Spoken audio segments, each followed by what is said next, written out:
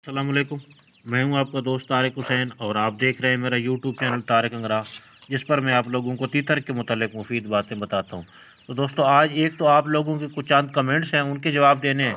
और दूसरी बात यह है कि तीतर के छोटे बच्चों को खुराक कितने टाइम में देनी चाहिए या किस तरह देनी चाहिए और कितनी देनी चाहिए, इसके मुतालिक भी मैं आप लोगों को बताऊँगा कि इनको जो खुराक है वो किस तरह देनी है और कितने टाइम देनी है। तो सबसे पहले आप लोगों के कुछ कमेंट्स ऐड कर लेते हैं, तो फिर हम खुराकों की तरफ आएंगे। मेरे तीतर ने फर्स्ट टाइम 11 एग्स दिए हैं। 4-5 दिन के बाद आज फिर से एग दे दिया। वो कुड़ाक कब होगी? ऐसा ना हो कि एग्स ख़राब हो जाएं। मैं ये एग्स को मुर्गी के नीचे रख लूं या नहीं, या एग्स का मैं क्या करूं? भाई, अगर 4-5 दिन हुए हैं ना, तो आप 3-4 दिन मज़ीद वेट कर लो। उन एग्स को अलहदा रखो जो पहले आपके पास थे। वो किसी जगह ना, किसी हवादार बर्तन में ना आटा रख के ना, तो उस आटे में रख के वो रख दो। बाकी 4-5 दिन तक अगर वो कुड़ाक नहीं बैठती तो वो फिर जो पहले वाले एग्स हैं वो आप मुर्गी के नीचे रख दो। दूसरा कमेंट है, अस्सलाम वालेकुम वरहमतुल्लाहि वबरकातुहू। उस्ताद मोहतरम, तीतर के लाइसेंस के मुतालिक मालूमात दें। भाई, ये पंजाब में तो तीतर का लाइसेंस बन ही नहीं रहा। बाकी सिंध में बनता है और शायद दूसरे सूबों में भी बनता हो। बहरहाल चूँकि मैं पंजाब से हूँ तो पंजाब में जो इसका लाइसेंस है वो नहीं बनता। भाई, एक ऐसी वीडियो बनाओ जिसमें सही सुबह से शाम तक की खुराक का तरीका और वक्फे का बताओ, और इसके साथ ये भी बताना कि अगर आप इस तरीके और वक्फे से खुराक देंगे तो आपके तीतर के बच्चों को कोई मसला नहीं। भाई, आज की वीडियो में इंशाल्लाह मैं आपको बताऊंगा। आप अगला कमेंट्स है, मादा जब एग्स करती है तो मैं वो उठाता हूँ क्योंकि वो एग्स को तोड़ देती है। अभी जो है उसने 11 एग्स दिए हैं 4-5 दिन के बाद। आज जो एग्स दिया है लेकिन वो भी टूटा हुआ है। मैंने वो एग्स मादा के नीचे रख लिए हैं क्योंकि उसने एग्स देना बंद कर दिया है। भाई, आप मादा के नीचे एग्स उठाते रहोगे ना तो वो कुड़ाक नहीं बैठेगी। पहली बात ये आ गई। दूसरी बात ये है कि अगर आपकी मादा एग्स तोड़ देती है तो मैं तो आपको ये कहूँगा कि आप चेंज कर दो, क्योंकि जिसने कुड़ाक बैठ, या तो आप इस तरह करो कि रोज़ाना अंडे उठाते लो तो मुर्गी के नीचे बच्चे निकलाओ, या फिर मसला बनेगा। बेहतर ये है कि आप जो है ना ये पेयर चेंज कर दो। भाई, मेरे इनक्यूबेटर में ह्यूमिडिटी एक दिन 50 और 60 के दरमियान चल रही थी, और दूसरे दिन मैंने सुबह देखा तो ह्यूमिडिटी 36 पर आ गई। और भाई, ह्यूमिडिटी टेम्परेचर भी ज़्यादा होता है, और जो कंट्रोलर इसका टेम्परेचर 36-37 पर होता है, और ह्यूमिडिटी का टेम्परेचर 41-42 पर चला जाता है। और भाई बताएं, इन दोनों में से किस में मसला आ रहा है, और जो ह्यूमिडिटी है वो एक जगह पर कैसे टिकेगी? भाई, ह्यूमिडिटी का तो बढ़ाना और कम करना ये तो पानी पे डिपेंड करता है। मैंने बनाया भी था, आप लोगों को बताया भी था कि आप मेरी प्ले लिस्ट में जाएंगे ना तो वहाँ पे इनक्यूबेटर जहाँ पे लिखा हुआ है उसमें सारी वीडियोस मौजूद हैं। उसके ज़रिए आपने ह्यूमिडिटी को बढ़ाना और कम करना होता है, तरीका बताया हुआ है। बाकी कौन सा टेम्परेचर ठीक है ये तो मैं नहीं बता सकता कि यहाँ पे कौन सा टेम्परेचर ठीक है। हाँ, ये भी हो सकता है कि आप जो सेंसर है 12W1209 वाला, हो सकता है दूसरे टेम्परेचर से आप दूर रखते हो तो वो उधर कोई और बता रहा होगा, तो वो जो है कोई और बता रहा होगा।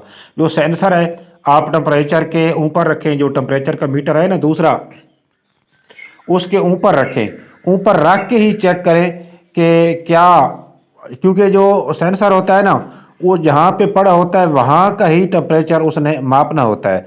तो आप उसके थर्मास्टेट समझ लें या सेंसर समझ लें, उसको ना उसके ऊपर रखेंगे तो अगर वहाँ भी फ़र्क आ रहा है, एक दो का कोई नहीं मसला होता, तो फ़र्क अगर आ रहा है तो फिर यहाँ पे तो बताना मुश्किल है। बाकी आप दूसरा ये डॉक्टरों वाला नहीं होता जो टेम्परेचर जैसे सेट करते चेक करते हैं, ये भी आप उधर रख के ना अंदर चेक कर लें। अगर वो 99.99 तक जाता है या 100 तक जाता है तो फिर जो उसके साथ 36 वाला, 37 वाला या 42 वाला, उनमें से जो भी बता रहा होगा वो सही होगा। क्योंकि सेंटी जो होता है 37.5 सेंटी और 99.99 जो है वो डिग्री के हिसाब से ही अंडे जो है वो हैच होते हैं। तो आप किसी और मीटर से ना उनको चेक कर लें। अगला कमेंट है, आमिर भाई मेरी मादा 11 अंडों 7 दिन पहले बैठा गई है, लेकिन मैं क्रॉस करते नहीं देखा, क्या करूं? पहली बात तो ये कि मेरा नाम तारिक है, मैं हर वीडियो में बताता रहता हूं, मेरा नाम आमिर नहीं है।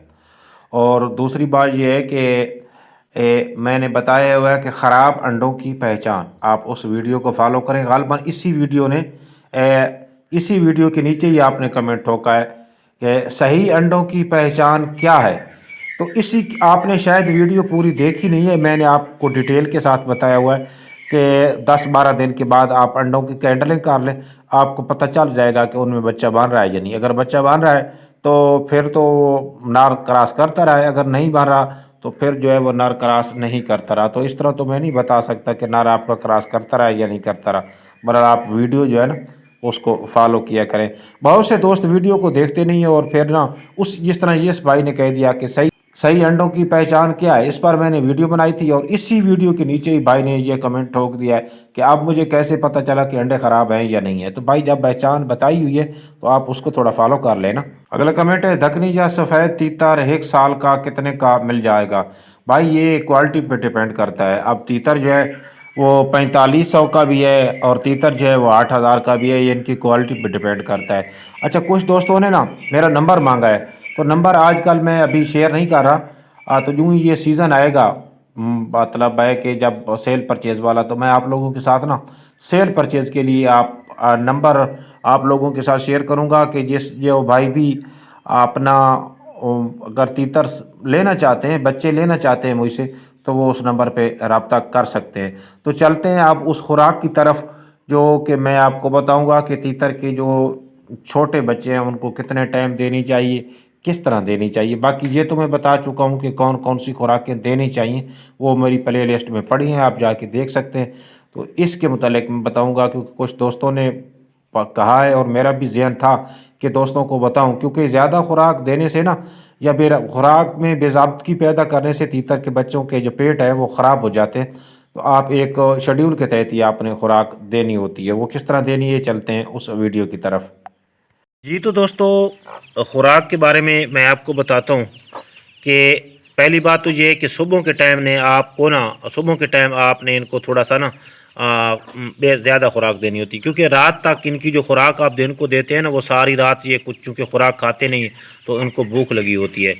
और इस तरह नहीं करना कि बहुत ज़्यादा डालनी है, थोड़ी देर डालनी है खुराक थोड़ी, और वक्फे वक्फे से डालनी है। मसलन अगर आप ये समझते हैं कि ये मतलब ना कि मैं आपको मिसाल देता हूँ कि 5 ग्राम खुराक इनके लिए काफ़ी है, तो आपने उन 5 ग्राम को बेशक 2-2 ग्राम करके या 1.5 ग्राम करके उनको डाल दें। थोड़ी सी पहले डालें, थोड़े वक्फे के बाद फिर डालें, और इसी तरह जो है ना वो फर्स्ट जो खुराक है ना वो आपने उनको इस हिसाब से देनी होती है, क्योंकि सुबह जो है ना उनको बहुत ज़्यादा भूख लगी होती है और वो ज़्यादा खुराक खा जाते हैं भूख की वजह से।